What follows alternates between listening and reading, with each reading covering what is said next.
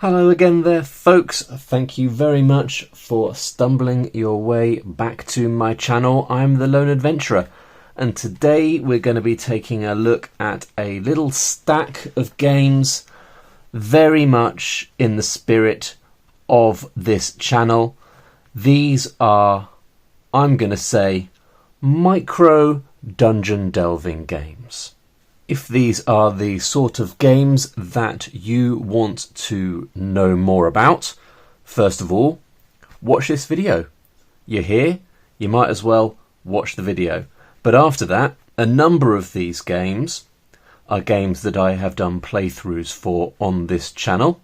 When there is a playthrough associated with the game that I'm talking about, I will sometimes put a link up in the corner of the screen through to that playthrough, but there'll be links down to any relevant playthroughs that I have done in the description below this video, along with links to where you can get copies of these games where possible. I think they are all readily available, I'm pretty sure, but check the links down below and you will find out.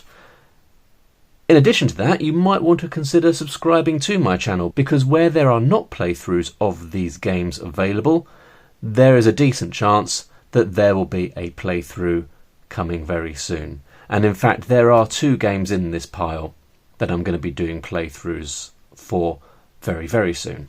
Now, I've got somewhere in the region of 10 games in this pile. 10 games that can be played more or less just with what is here, along with obviously a few dice. Some of them will require a pencil and a piece of paper. A couple of them will require a couple of cubes or tokens or something like that. But in order to qualify to be in this pile of games here, it has to be a game that provides a lot of fun, a lot of gameplay experience in a relatively small package. And as you can see, the fact that I'm now holding 10 complete games in one hand is illustrative of that. So we're going to go through these games.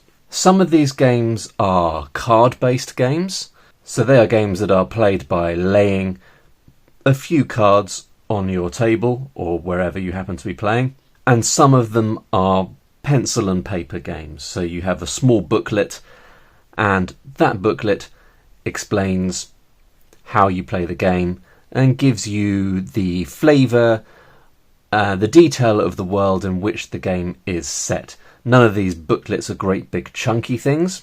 A game like 4 Against Darkness hasn't qualified for this list. Not that I don't love 4 Against Darkness, I do, but that is a game where the main rulebook clocks in at something like 60 pages. So it's not huge, but these are games that mostly clock in at, if they're not played with a few cards, they clock in at maybe 10 or 12 pages or something like that.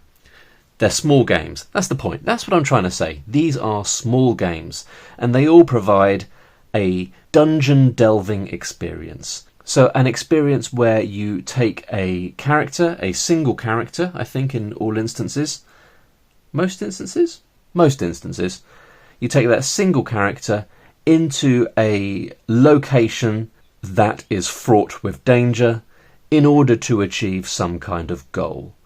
A dungeon delving experience. It might not be an actual fantasy dungeon.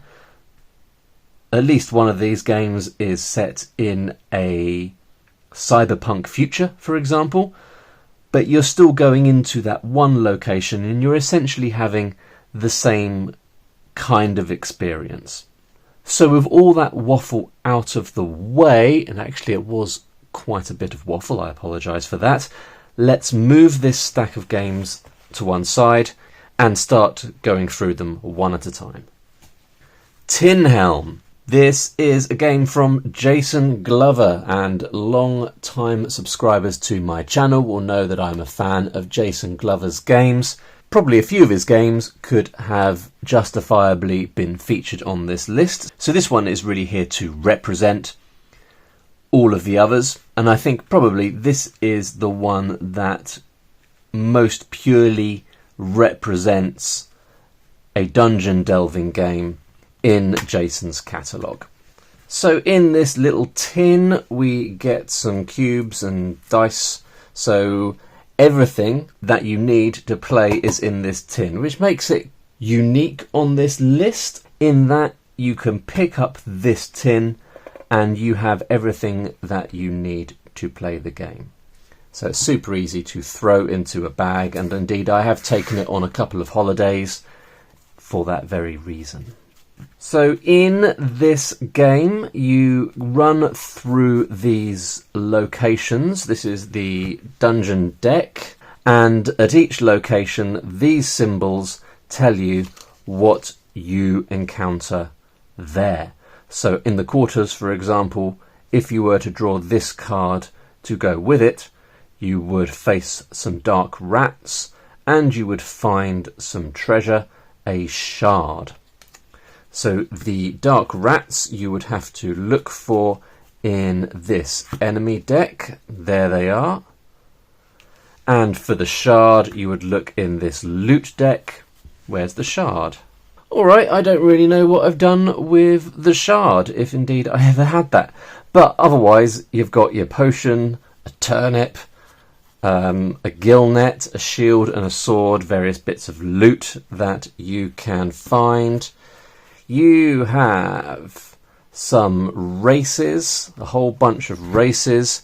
Each race is paired with a class, I think it is. So you could have a gnome footpad, or you could have a merfolk marauder. Each of the combinations will result in a slightly different character that behaves in a slightly different way as you are playing. And that's more or less it. The rules are very clear, and the game is very atmospheric and nice and compact. The art, all done by Jason, is very appealing.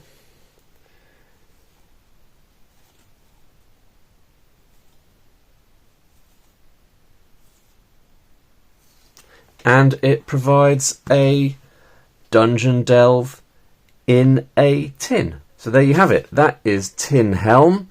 That is the first game on our list. Next up we have One Card Dungeon, which is a solo dice placement dungeon crawl that's played, as you would imagine, on a single card.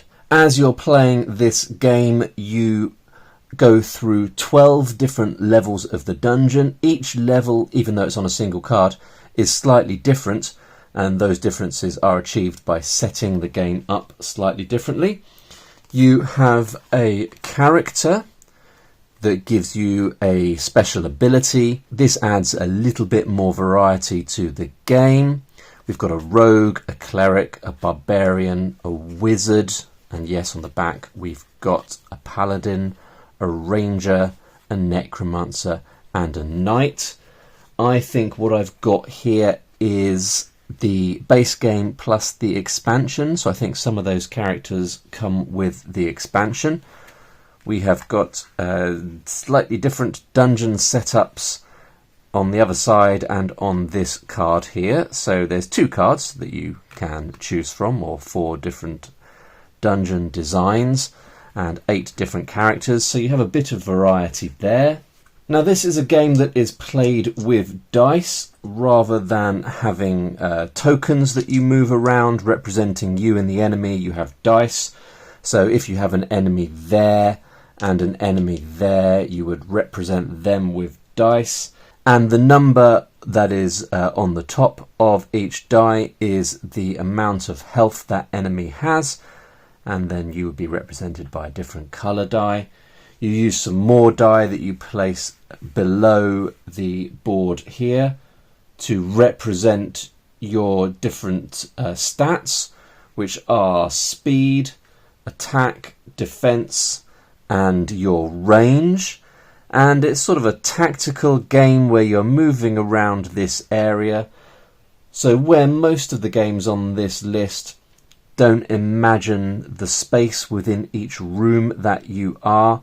This game does, so you're moving around that space and you're checking to see your range between you and the enemy in terms of whether they can hit you and you can hit them, and obviously you're trying to dispatch them before you move on to the next level. So this is a game from Little Rocket Games. It's designed by Barney Skinner over at Little Rocket Games. This is a good one for any print and play enthusiasts or print and play beginners, indeed, because as you can see, you don't have to print out a lot of stuff. This I did print myself, or I got it printed at a professional printers and then cut the cards out myself. You know, you can print these out at home quite easily and have a little go. So there you go, that is One Card Dungeon. Next up we have got Mini Rogue, and this is a game that I played on my channel quite recently. This is the 9-card version of Mini Rogue, which you can get online for free, I believe, and it is, I guess, a way to entice you into buying the full Mini Rogue, which comes with a few more cards and a bit more variety. But the 9-card version of Mini Rogue is, in and of itself, worth checking out. So once again, this is a game that I printed out myself, or I got printed at professional printers and then made the cards and cut them all out. And it's a roguelike game, so you are running through a series of areas over a series of levels. You're trying to level up your character by gaining XP. You're also tracking gold, HP, armour, a few spells and food as you are going. At the end of every level you face a boss monster, and it's another simple, quick little game. Now you do need a few cubes in this one in order to track these things here that you're tracking. And you need some dice to roll as you are doing combat and some other things as well. But yeah, it's a fun little game. It's super simple to pick up, super quick to play. Essentially, in each area you will encounter a selection of these 6 cards, and then you'll also encounter the boss monster as well if it's the final area in a level. We have got this card, which is for resting. This card, which if you encounter it, means you have to fight a monster. The monster varies depending upon the level. That just increases the amount of damage you have to do to the monster, as well as increasing the XP reward that you'll get. You might find some treasure. If you find some treasure, you can also roll to see if you gain an item, and there are different items that give you different advantages. This card, if you encounter it, you'll roll a d6 and have one of 6 possible events, so you have a bit of variety there. You might encounter a merchant, where you can buy various things or sell some things if you want, or you might, if you are particularly unlucky, encounter a trap. And if you encounter the trap, you'll roll a d6, and the result of your die roll will dictate which kind of trap you face. So even though it's only a few cards, and this is it, other than the dice and a couple of counters to keep track of things, this is all you need. And in fact, you don't even need this one. This is just ease of use, really. It comes with this. Where is it? I'll put it over there. It comes with this card here, which fits with the other ones, and it allows you to track all the same things as that. Almost. There's no XP on here, so you have to have a different way of tracking XP, I guess. But anywho, as you can see, just a few cards. It's completely free. It's got very appealing artwork, or at least I find it quite appealing. This minimalist, pared down art style that I think works quite effectively. So that is Mini Rogue. There is a slightly larger version of it. It still comes in a very small box and is mini, ostensibly, but this is much smaller. So yeah, that's from Mountain Gold Games, designers Paolo Di Stefano and Gabriele Gendron. And yeah, that is the last of our card-based games. And all the others that we've got here are zine or pamphlet games. So really we should start with the OG pamphlet game, which is Dark Fort. So Dark Fort is a micro solo game that comes with Cult Ferretry, which is one of the official expansion zines for Morkborg, and Dark Fort is the direct translation of Morkborg into English. And this was the game that led to Morkborg. So Pelle Nilsson and Johan Noor made this game and ultimately evolved it into Morkborg. So if you are familiar with Morkborg, you will be ready for the basic mechanics of this game. But even if you're not, you can genuinely pick up this leaflet here. So what we've got, one A4 side and then some details on levelling up on the back. So really just the text that you can see here, and if you read this you will easily be able to have a dungeon delving experience where you are taking a character that you have created through a dungeon, fighting some monsters, hopefully surviving, collecting some loot, levelling up, and everything you need to do that is here. So it's super simple. You begin with 15 hit points, 15 plus D6 silver, and you get a weapon and another thing. You draw an entrance room. You put a certain number of doors based upon a D4 roll on the entrance room. Then you have an experience in there based upon a D4 roll. This is the combat explanation here, but essentially each time you just have to roll a D6, and if you meet or surpass the monster's points, then you do damage based upon the weapon that you've got. So you've got some weak monsters, some tough monsters. Once you've done that first room, every single subsequent room that you go into, you roll D6, and that tells you what you find in that room. There's also a 2d6 table to dictate the shape of the room as you are drawing your dungeon, although the shape doesn't really matter, as in many of these games. It just gives you a bit of structure in terms of what your rooms will look like. And that's mostly it. You've got a little table here for items, a little table for scrolls. This blue writing here was not me. This is part of the product. Part of the Dark Fort sort of vibe is that it looks like it's been typed on an old school typewriter, and it's got notes written by the designer on the printed sheet. So these arrows are part of the actual product, and these notes are as well. So there you go. That is Dark Fort. At the end of this video, I've got a couple of supplementary resources for Dark Fort that I will share with you, but we'll leave those for later. The next few games are really all spiritual successors to this one.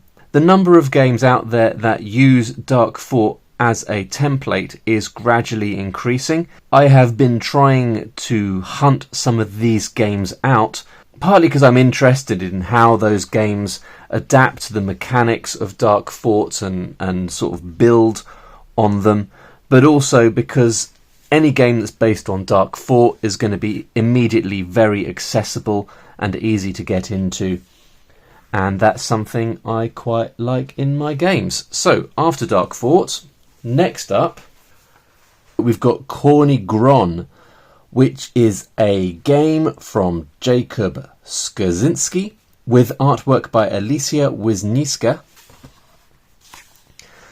and where Dark Fort was a single side of A4 essentially, this game fleshes the idea out, as well as taking you out of the interior of a dungeon and into a woody mountain pass in some kind of Eastern European inspired fantasy world. But once again, we have got a rule set that is so simple that you can just sit down and start playing. You don't have to think about learning the rules to Corny Gron. You begin at the beginning, you sit down with some sheets of paper, a pencil and a few dice. Character creation is here, and then you essentially just start reading and playing. And everything in this booklet leads naturally on to the next pass.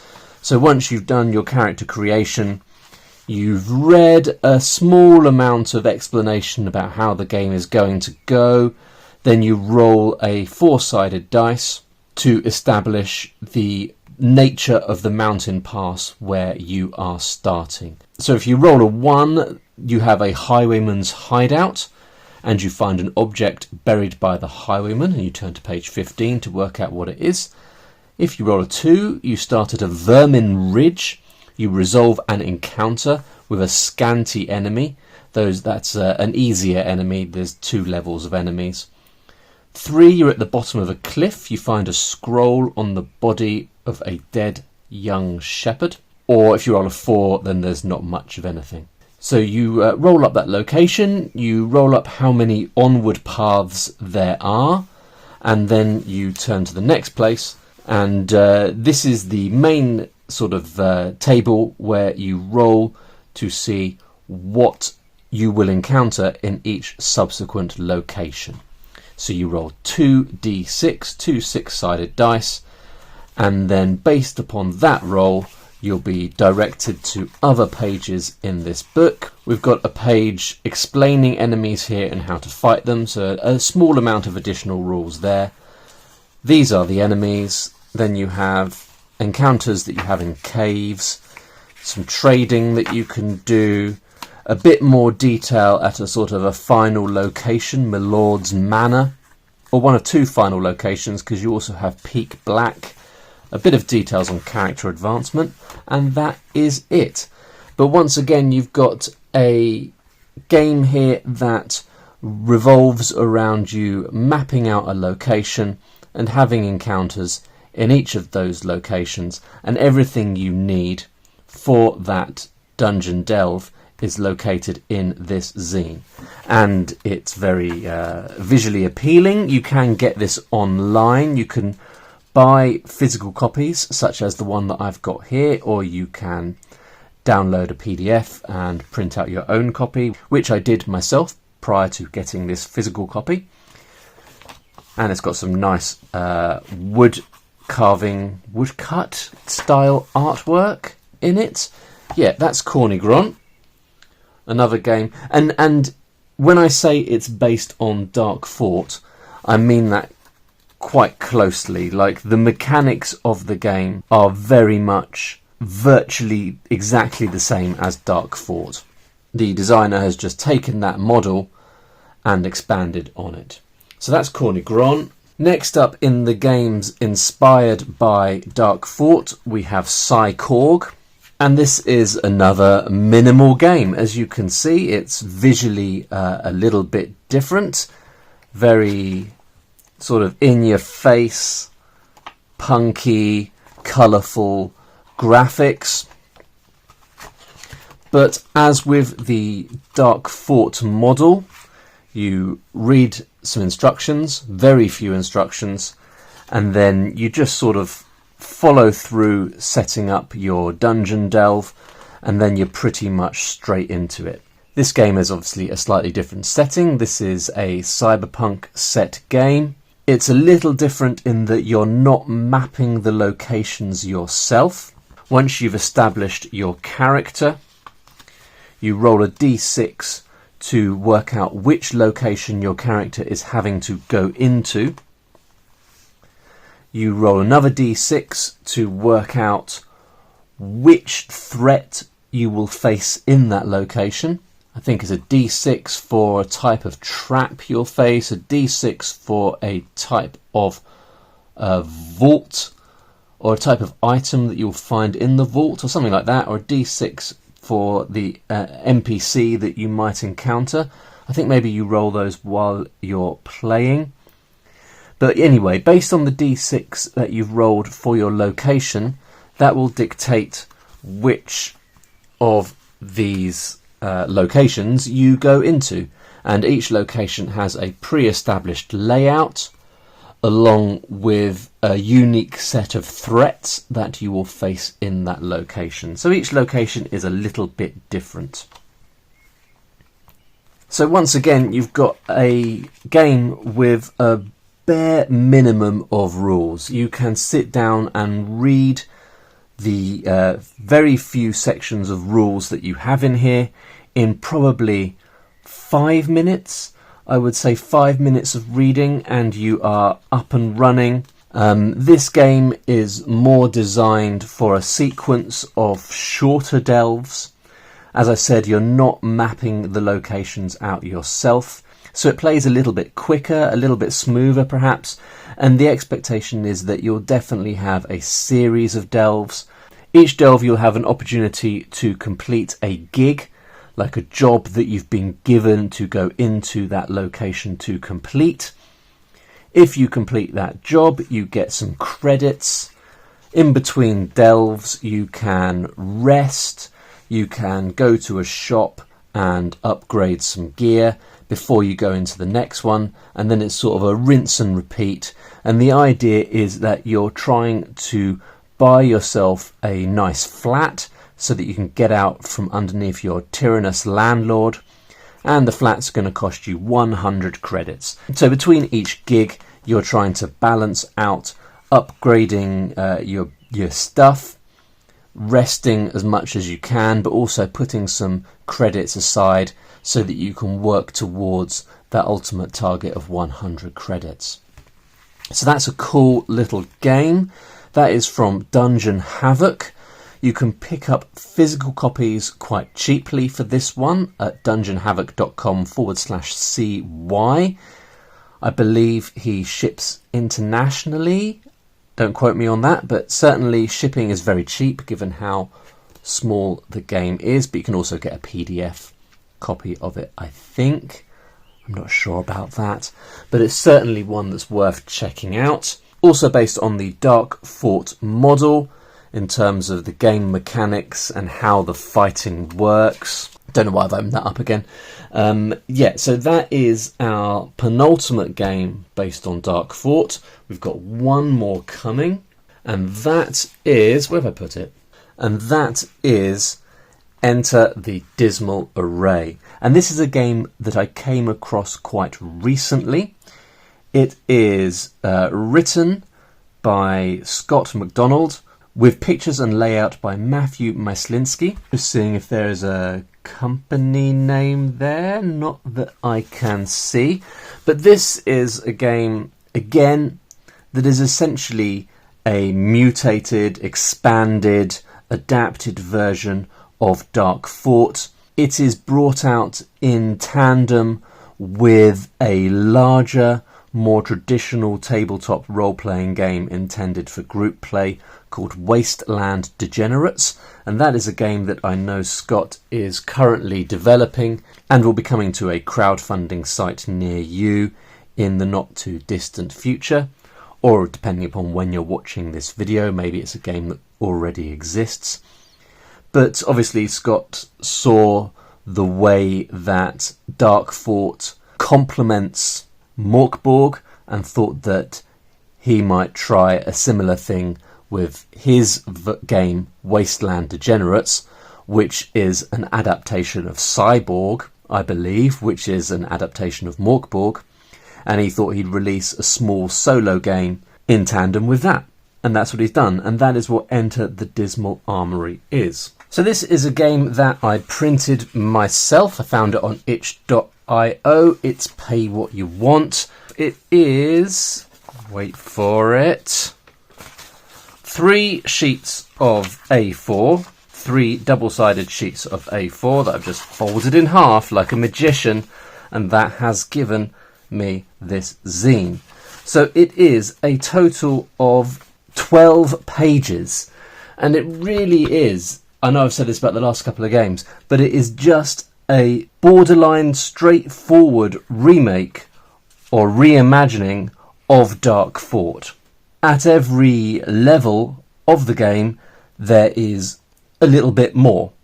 But at its core, it's the same thing. You're creating a character, you are going into a interior space or an enclosed space. In each room, you are rolling for a room type.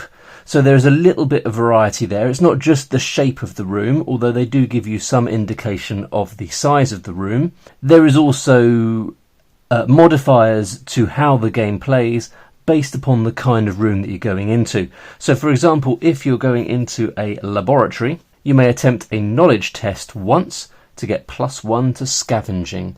But every room, like Dark Fort and the other Dark Fort style games that we've looked at, you roll a dice to indicate the number of exits. This game also introduces types of exit, so there's a bit of variety there. You can have locked or unlocked doors and then some more unusual types of exit. When you go into a room, you roll a d6. On a roll of 4 to 6, you face an enemy. And we've got the enemies list here. On a roll of 2 to 3, the room is unoccupied, and you can do a scavenging roll, as we were discussing. On a roll of 1, there's going to be one of 4 NPCs, strangers in the room, and they all do slightly different things and have a slightly different impact on the way the game plays. So you can see we've just got a little bit more variety. Now, when you're rolling on the room type table, there's a chance that you will roll a 10. If you roll a 10, it means you get a special room. And we have got... where are our special rooms? There are four special rooms. Each of the special rooms, I haven't found a special room yet, but each of the special rooms I think has sort of like a boss enemy in it that you have to fight. So there's just more. It still plays in essentially the same way. You're in a loop of generating rooms, going into those rooms, facing enemies, collecting loot. There's just a bit more to it. And there's a bit more to the character creation as well. So where character creation in Dark Fort is just a few lines, character creation in Psychorg and in Corny Gron are maybe half a page at most, or yeah, maybe half a page, 2/3 of a page. Here we've got a 2-page spread, a luxurious 2-page spread for character creation. And actually we've got more stats. We've got a history, which gives you sort of like a special ability or a bit of variety. A starting weapon like the other games, but a chance that your starting weapon might be a Cosmos interface, which is like a weird, funky high tech. There's also some mutations. I'm not sure when you get those. But yeah, there's plenty going on in here, and I've been playing this one over the last couple of days. It is pay what you want on itch.io. Probably a good way to get a sense of the tone that the designer is going for in their more traditional RPG, Wasteland Degenerates, which is based on Morkborg. And so this is another one that will be familiar to anyone that has played any of the games in the Morkborg or Dark Fort family. Let's push on, shall we? Right, so we've only got a couple of games to go. Well done if you have made it this far. We have got a game called Dungeon Blitz. Now this game has been around for a couple of years now, I think. Published by Peril Planet in 2020. Written and designed by Nathan Russell. So this is a game that has its own mechanics, its own style and its own sort of approach. It has not been designed by someone who had Dark Fort right next to them all the way through designing it. I can't see any mention of inspirations in here, so that will be a mystery, I guess, for the time being. So essentially what these games are a more restricted, self-contained version of, say, 4 Against Darkness or something like that. Once again, you are drawing a dungeon. So, you know the drill by now. These games, they all conform to a certain sort of aesthetic and mechanical approach, and that's what we like, really, isn't it? So looking in here, you have your hero, so you've got some stats, you've got some talents, luck, wounds, a defense level.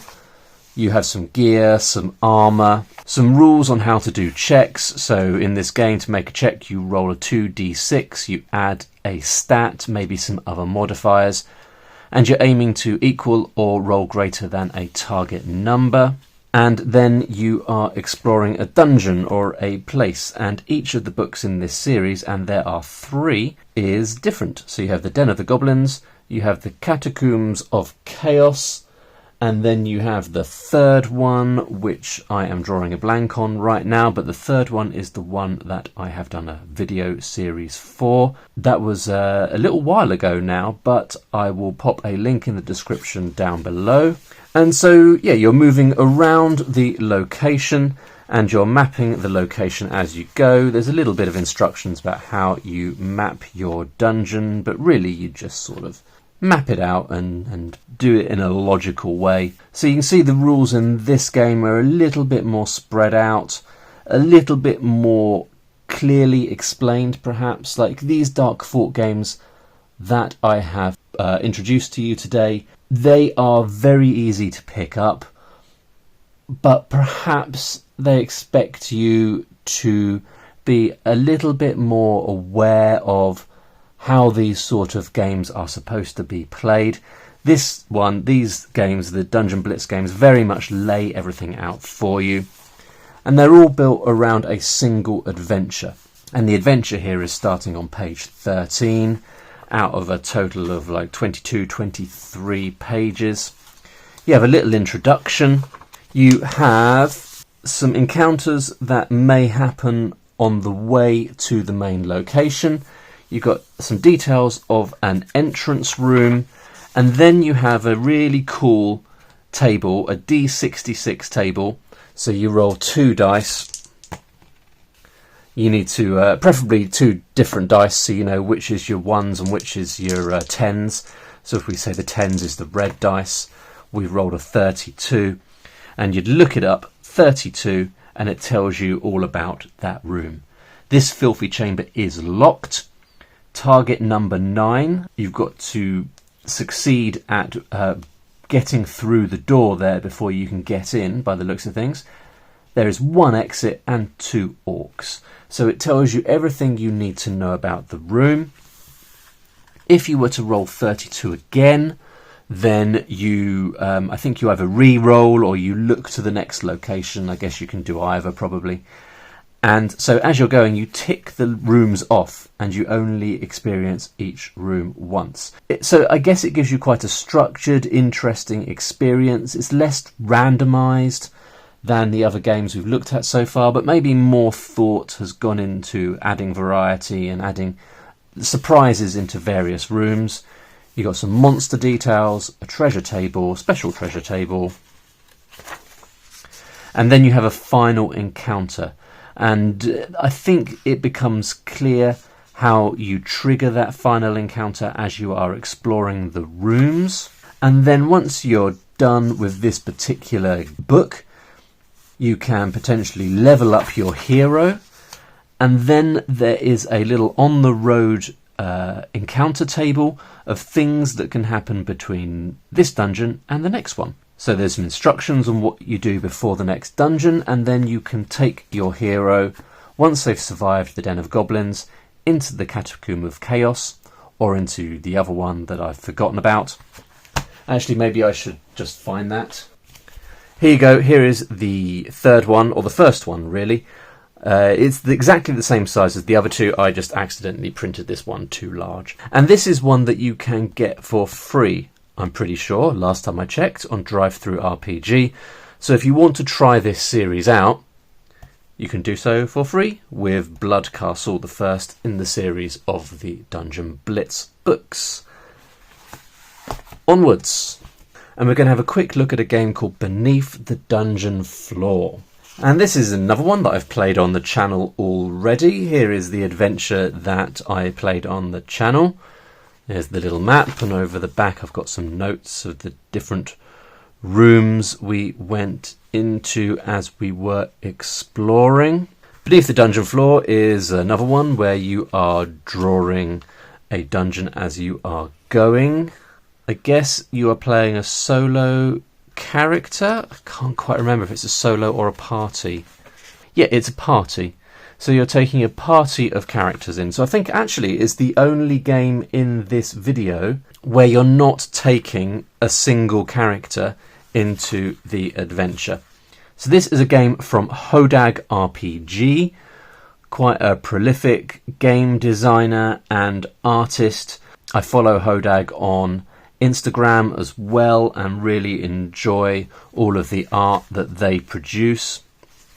And this is another one that can be picked up very cheaply on itch.io. I think that's where it is. And it's just another take on the same genre, really. The drawing a dungeon, taking a party in and seeing how it goes. So we've got a few introductory rules here. How to fight, how to start, attacks and damage, how to advance your characters, the setting. So you start in a particular village called Pool, and that's where you begin, and then you go and look for somewhere near Pool to have your delve. And so for each of your characters you have to generate 6 characters, and for each character you roll a d6. On a 1 to 4 they're human, or on a 5 to 6 they are demi-human. So demi-humans can be the dwarves, the burrowers or the elves. So most of your characters will be human and then some demi-humans. So that adds a little bit of interest there. You might only have 1 or 2 demi-humans, but then that makes it a bit more exciting and gives you a bit more variety as you're playing. Then we've got a 2-page spread here on how to generate your dungeons. And then a 2-page spread of monsters. So there's a fair amount of monsters. There are 6 easy monsters and 6 hard monsters, and it looks like each monster type gives you a different table of loot options, which is pretty cool. And then that's it really. And then at the back you've got just character flavour. So you've got names and surnames, places of origin, things they might wear, and that sort of stuff. And then on the back just world flavour, so you can add a little bit of character to the world in which your adventure is set. So I think this is one that gives you less structure and has more opportunities for creativity perhaps. Yeah, it's another one that I recommend and I enjoyed playing, and of course I urge you to check out my playthrough. That brings us to our last game of the video. There's a couple of little surprises after this one. But here is one that I have been looking forward to for a while. I backed the Kickstarter for Grotton One Bit Deeper. I think it was earlier this year. So the designer of the game is Tommy Susanauer. Apologies if I got your name wrong. So either that or Susanaut. And it's released under the Susanaut label. And this is, I'm not sorry to say, but maybe you're getting a bit tired of it now, another game that is compatible with Merkborg. So this is another game very much out of the Dark Fort stable. And you can see that it is a game that has very distinctive, old school, is it 1-bit style graphics? I guess it is, that's why it's called 1 Bit Deeper. So the simplest of all digital graphics, and that gives it a very distinctive look. And if I'm honest, beyond the fact that it's a solo game, that's kind of what drew me to it. I just liked the aesthetic, and the small size of it means that it was quite affordable as well. So the text in here is quite small, but it's the same thing. You are generating a dungeon in which your character will go exploring. You create your character, you start on the entrance tile, because this game, even though it came in a tiny little package about the same size as this little book here, also came with a bunch of tiles and pieces. So you have your starting tile. So when you play, I haven't played yet, but I will play soon, and I'll be bringing it to the channel soon. When you go in, you put a door at each exit like that, and then when you choose which way to go, you will flip that over and make sure it lines up like so. So you only do this when you go through to the next area. And then you have these cool little standees for your characters, so you can move them around like that. I'll lay them down for now. And then there's some standees for the bosses as well. Like so. So yeah, it's a cool little package really, and I'm really excited about getting into this one. So you create your character, you start on the entrance tile, you flip the tile you want to enter, you line it up, you roll for an encounter. So what you do is you roll a d20. On a 1 to 3 it's empty, the tile that you're moving into. On a 4 to 6 there is a structure. And I think we have, I mean, again, just loads of variety in here. You've got a D66 table of structures. So we might roll 56, which would give us a spear trap. And each of the structures has a description and then an effect it will have on your character. A 7 to 9 gives you treasure. We've got a D66 treasure table. A roll of 10 to 12 gives you an NPC, and you've got a D66 NPC table. So there we've rolled a 43, which would give us an NPC by the name of Aramar, who is a demon. The appearance of Aramar is blood red skin and blue bat-like wings, a pointy head with white eyes. We've got a difficulty roll. What do they want and what do they offer? There's some specific, clear mechanical stuff there, but maybe enough flexibility to do a little bit of light role-playing as well. 15 to 17 gives you a monster. And we've got a D66 table of monsters. There is loads of stuff in here, especially considering how small the book is. And then if you roll 18 to 20, so 13 to 17 gives you a monster, 18 to 20 gives you a boss. And if we go here past the monsters, we have this cool double-page spread loading the boss battle. And then you find your boss monster. Looks like we've got 10 possible options, and then you have to fight your boss monster. As you might be able to tell, I'm pretty excited about this one. This is Grotton One Bit Deeper. And that is the final game of this video. But I have got just a little bonus section at the end here. And what I want to introduce for you in this final section is 2 expansions or 2 supplements to the original Dark Fort. So these are supplements that will extend the life of Dark Fort.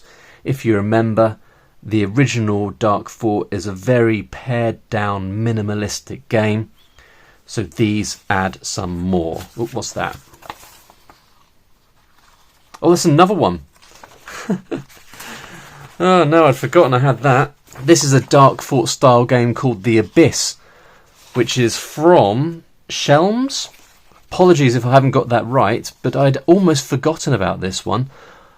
I'm not going to cover that there, but I will include a link down in the description to where I got it. Let's focus on these supplements here that expand Dark Fort. Firstly, we have got this supplement here, which is called Reckless Plundering. It is designed by Rinaldo Agostini, Now, Ronaldo I am aware of because I recently backed this supplement, Gravest Matters, which is a Morkborg supplement. We won't go into that now, though. Anyway, he also created these. And what we have essentially got here is 4 new versions of the Dark Fort dungeon. So if you're getting a bit tired with the Dark Fort dungeon, but you want to carry your character on to a different location, you can do that with Reckless Plundering. We have got the Wizarding School, the Warlord's Lair, the Den of Delights, and the Dwarven Hall. And these all do essentially the same thing as Dark Fort, but give you different enemies, different room tables, probably some different loot, stuff like that. I am not 100% sure if they can be played independently. I think maybe you need to have the original Dark Fort, but that is definitely worth checking out if you've got Dark Fort and you want a bit more variety.